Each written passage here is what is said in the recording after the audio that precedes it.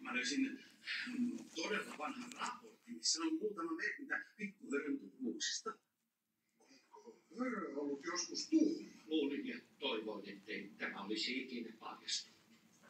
Pikkulia puuroa ja suolaa pipaleen.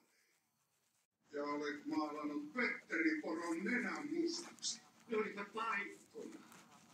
Suuren kiltteyskirjan sivu 1765 alalaidassa lukee, jos tämän suuren kiltteyskirjan kirjoittaja todetaan turhaksi, niin kirja mitätöidään. Kyllä, olet oikeassa.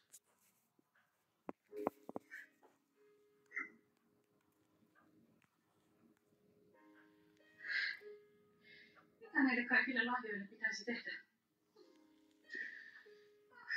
Ja ensi vuonna tulee taas lisää. Ei ole enää mitään tehtävissä. Joulu on pilalla. Minä luovutan. Joulu on pilalla! Minä olin silloin pistänyt ja halusin vain auttaa. Suolet ja sokerit meni vahingossa sekaisin. Ja ajattelin, että muut porot saisivat paremmin nukuttua kuin Petterin nenähin koko heliloista.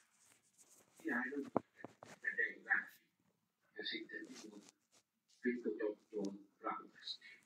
Sain kotiarrestia ja jäin ilman lahjoja. Miksi sinä sitten kirjoitit näin ankaran kiltteyskirjan, jos kerran itsekin olet ollut vahingossa tullut? Juuri siksi. En tiedä,